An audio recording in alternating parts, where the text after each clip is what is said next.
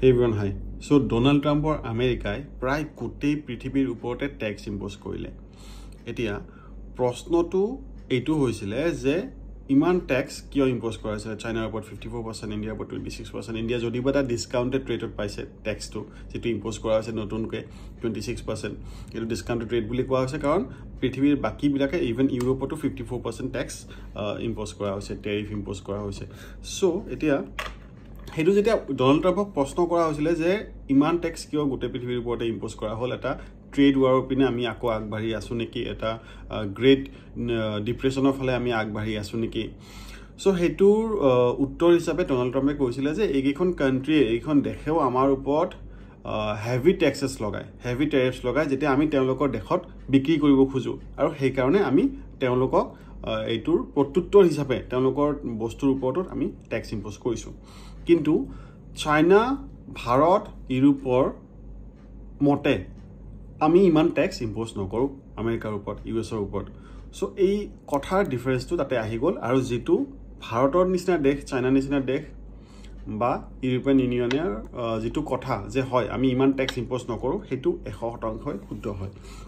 আৰু এই যে 100% শুদ্ধ হয় যে আমি ইমান ট্যাক্স ইম্পোজ নকৰো যিমান ডোনাল্ড ট্ৰাম্পে কৈ আছে, এইটো কথা ডোনাল্ড ট্ৰাম্পে নাজানে নেকি? ডোনাল্ড ট্ৰাম্পেও জানে, কিন্তু তথাপিও ডোনাল্ড ট্ৰাম্পে কিয় ইম্পোজ কৰি আছে এই ট্যাক্সটো, কৈ আছে ভুল ইনফৰমেশ্যন দি পিনে কিয় এই ট্যাক্সটো ইম্পোজ কৰি আছে বেলেগ বাহিৰৰ দেশৰ কোম্পানীবিলাকৰ ওপৰত।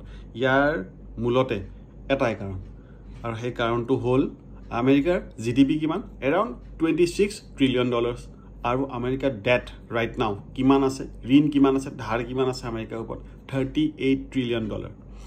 আৰু এই $38 ট্ৰিলিয়ন সংগ্ৰহ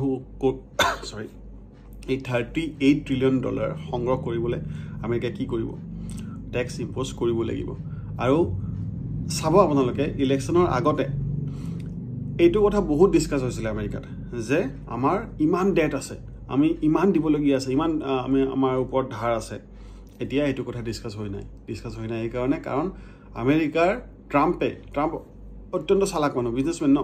সো তেখেতে কি কৰিছে, গোটেই ডিসকাশনটো লৈ গৈছে যে বাহিৰৰ দেশবিলাকে আমাৰ ওপৰত ইমান ট্যাক্স ইম্পোজ কৰি আছে, গতিকে আমি বেছিকৈ আৰ্ন কৰিব পৰা নাই, সিহঁতেতো ট্ৰেড সাৰপ্লাস এনজয় কৰি আছে আমাৰ পৰা, ভাৰতে ট্ৰেড সাৰপ্লাস এনজয় কৰে আমেৰিকাৰ লগত ট্ৰেড কৰোতে। সো এতিয়া আমি সিহঁতৰ ওপৰত ট্যাক্স লগাবই লাগিব, সেই পিনে ধ্যানটো লৈ গৈছে গোটেইখিনি মানুহৰ। কিন্তু ইন্টাৰেষ্টিং পইণ্ট হ'ল যদিও বা ট্যাক্স 26% সাপোজ ভাৰতৰ কোনোবা এটা কোম্পানীয়ে যিয়ে সেল কৰি আছিলে আমেৰিকাত প্ৰডাক্ট, 26% নতুনকৈ ট্যাক্স দিব লাগিব, বেছিকৈ ট্যাক্স এটা দিব লাগিব। সো তাৰ ফলত কি হ'ব, যদি কোম্পানীটো 100 টকাত বিক্ৰী কৰি আছিলে 126 টকা হিচাপত কৈছোঁ, বুজোতে সুবিধা হ'ব, 126 টকাত বা $126 কি কৰিব লাগিব, আমেৰিকাত বিক্ৰী কৰিব লাগিব। এটা যদি সেইটো এসেনশিয়াল প্ৰডাক্ট হয়, সেইটো সেলস বন্ধ হৈ যাব নেকি? বন্ধ হয়তো না যায়, ডিমান্ডটো একেই থাকিব, ডিমান্ড কেতিয়াও কমি নাযায়, ডিমান্ডটো একেই থাকিব। হয়তো 10জন মানুহে কমকৈ কিনিব, কিন্তু ডিমান্ডটো সেই একেই থাকিব, কমকৈ কিনিব, অৰ্থাৎ চিপাৰ প্ৰডাক্টছত যাব। আমেৰিকাৰ স্থায়ী কিবা আমেৰিকাতে বনোৱা যদি প্ৰডাক্ট আছে সেইটো কিনিব খুজিব, ডিমান্ডটো একেই থাকিব, অৰ্থাৎ মানুহে কিনিবই, নিকিনিব জানো? যদি কোনোবা লয়েল কাষ্টমাৰ আছে তেওঁলোকেতো কিনিবই, বেছিকৈ পইচা দি হ'লেও কিনিব। সো তাৰ ফলত কি হ'ল, সেই পইচাখিনি কোনে দিব লগা হ'ব, আমেৰিকাৰ মানুহেই দিব লগা হ'ব।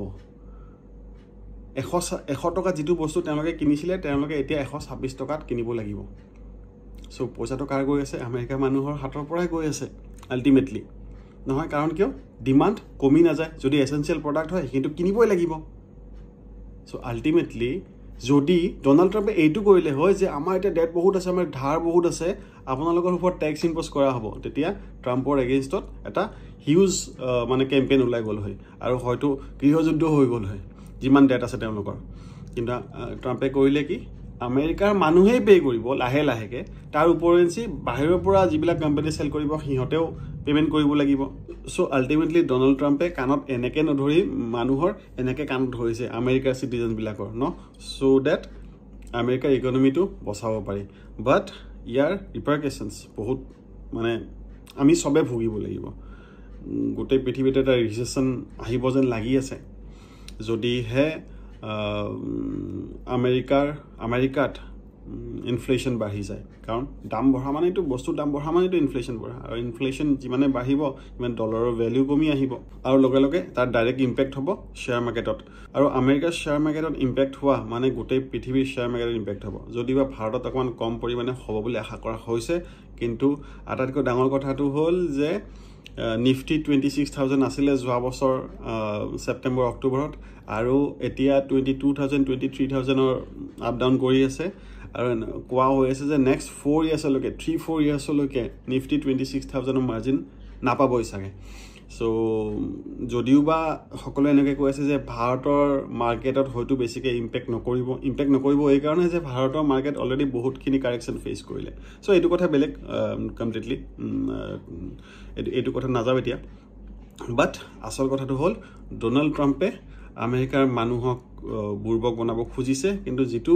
ৱেট বুৰ্বক বনাব খুজিছে গোটেই পৃথিৱীৰ লগত যুদ্ধ কৰি পিনে সেইটো এটা ডাঙৰ মানে ইস্যু ক্ৰিয়েট হ'ব যদি ভাৰতৰ নিচিনা দেশবোৰে ভাৰত চাইনা জাপান তাৰপিছত সাউথ কোৰিয়া লগ হৈ পিনে এইটোৰ এগেইনষ্টত যদি এটা কেম্পেইন উলিয়াই দিয়ে তেনেহ'লে আমেৰিকাৰ দিগদাৰী আছে সো দ্যাটছ অল ফৰ নাও